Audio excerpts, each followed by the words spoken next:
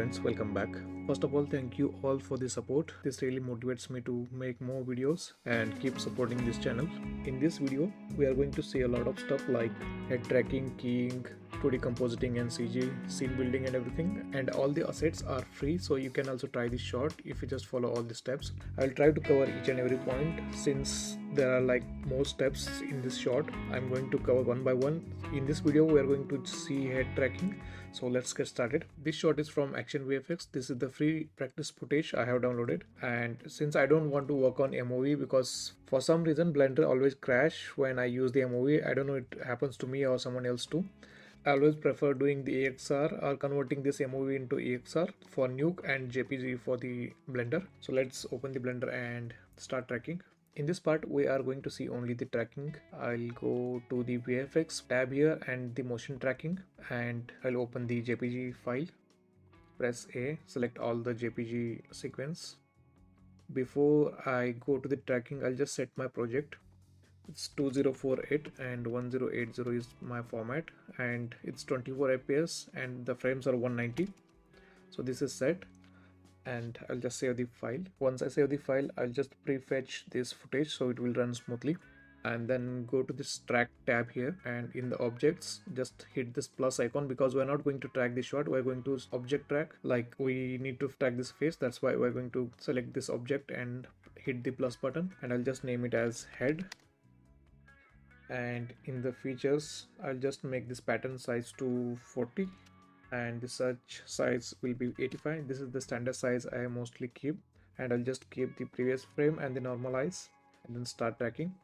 I'll just see what points are good for tracking. Like, I'll just click control and click on his eye, and I'll just hit this track button. It's tracking good. You can see this point here, it's not moving. Once you hit the tracks, make sure that it's tracking good with that point. If this track point is moving up and down or left to right, just delete it and retrack it because that's going to cause some track issue. Now let's get few more tracks. Like, I'll just pick his ear and I hope this will track. Let's play it and see. Okay, likewise we can get the tracks as much as possible. I'll get his nose as well. I'll select this side lip point because in this side it has some lighting changes, so I'll just take this and I will track it. It looks good. Also, I will take this eye here. Let's track this forehead point because we need that point as well.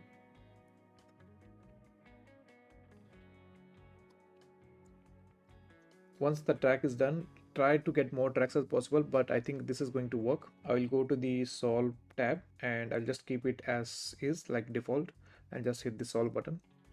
Okay, we got this solve error like 0.35, which is pretty good. Now I'll just set up the scene. Go down here and set up the scene. We get this. Now go to the layout point. First I will remove this object, this and this, and I will also remove this foreground and background layers. I don't want them. I'll just use the camera, and by default when we do the camera tracking, our Blender sets the foreground and background layers. I'll remove the background, select the background and just hit this cross, so we have only the foreground now. Now if I press 0, I can see my footage through the camera. If you don't read your footage through the camera, then select this camera option and select the background image or the clip from this add option. You can either get the image sequence or the MOV clip. In my case, this is the image sequence, so I'm using that. Now I don't read the motion tracking points, so we can read it in this viewport but not here. To read that, I'll simply go and select this motion tracking option. Those are a bit bigger. I'll just reduce the scale. I'll make it 0.05. Now our rotation of the camera or the orientation is not correct. It's not set properly and I can set it as per my need. I'll just select the camera and in the properties I'll remove all the rotation values and make them 0. If I go to the side view, I'll just give a 90-degree rotation in x-axis so it's like aligned properly with the 3D scene. I just want to keep these tracking points in the center of this scene, so I'll just bring them here by moving my camera manually. Now next thing is, when we do the camera tracking of any scene, we have a simple straightforward shot, but when we do the head tracking or object tracking, we need to follow some steps. Those are really easy. I'll just explain them now. I want to add any object that I want to stick to the head. I'll use one of my asset, which is a 3D character I have. For that, I will create a folder here and I will call it head, and I will bring this 3D object into the scene. I don't want to read the rest of the body. I will just take the head part.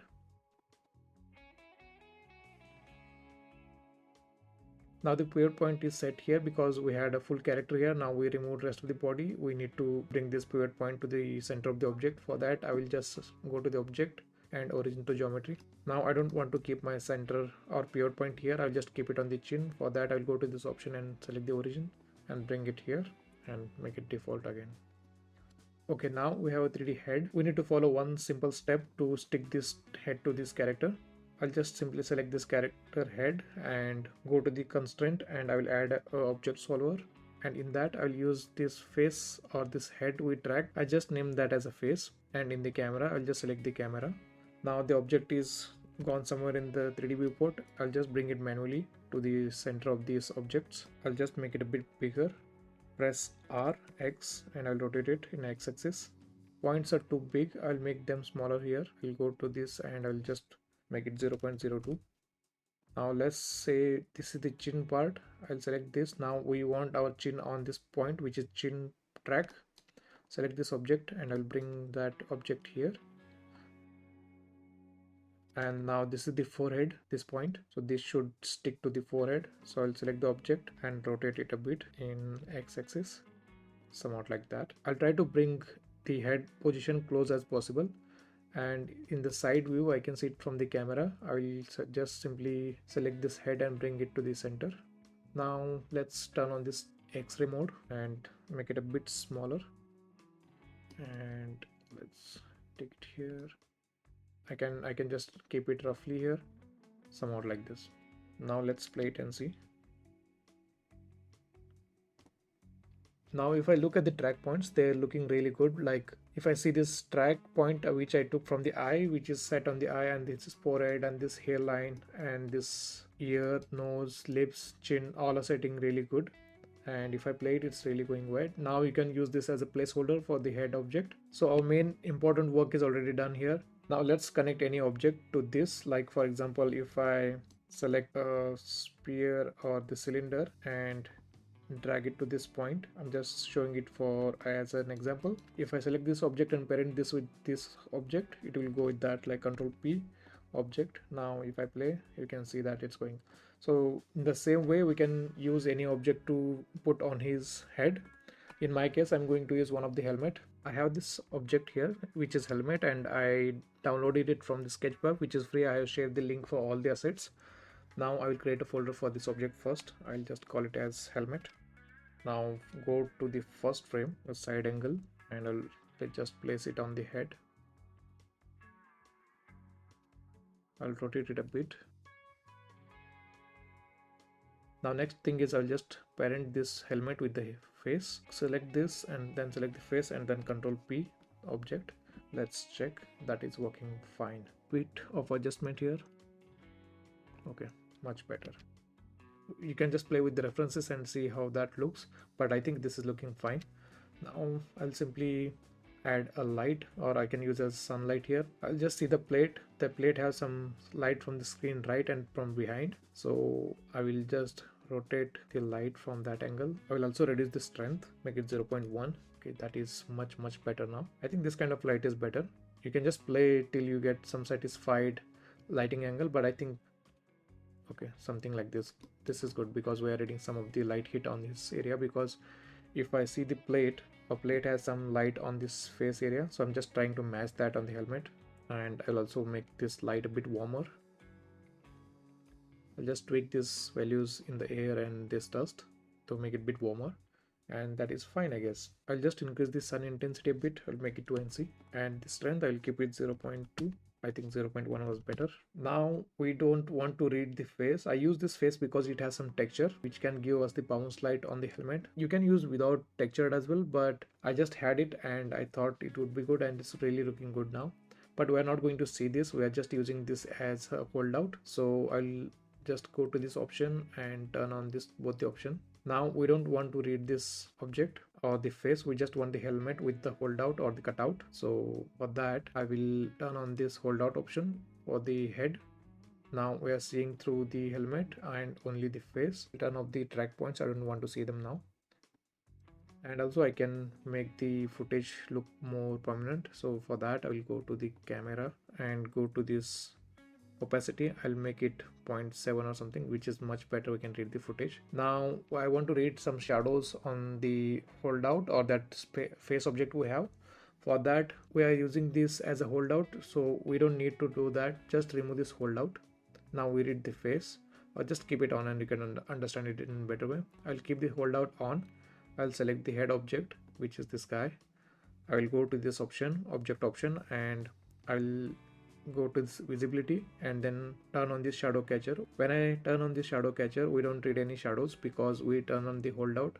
So don't hold out it when you want to add object as a shadow catcher. So I'll remove that. Now you can see the shadows on your face because now that helmet is casting shadows on that CG face we have in the shot. So that's the basic idea. You can now render this shot. If I just play it, you can see that it's tracking well with the head. We have the helmet with the lighting, proper lighting, and the shadow pass as well. We don't have to render shadows separately. You can just render it all once. For that I'll just simply go to the compositing, and by default it's set to these options. I'll remove everything. I don't want that. Grab render layer and a file output. Now you need to set all the render layers. Like now only default it's set only on the alpha and the image. For more options you can just go on clicking these options and then you can use all of them. Turn on the shadow catcher as well and emission and all that things. So this is the same technique I use for the renders. This is going to be a time taking process because we need to name each passes and set the folder name and all that. I already explained how to do rendering stuff. You can watch that on this video. It's explained really well along with the crypto mats and all. So please have a look at that. Now I have done one more thing. When I see the helmet here, like this object, it has some kind of LED stuff or I don't know, that looks better. So I'll simply add one more folder here and I'll call it as LED.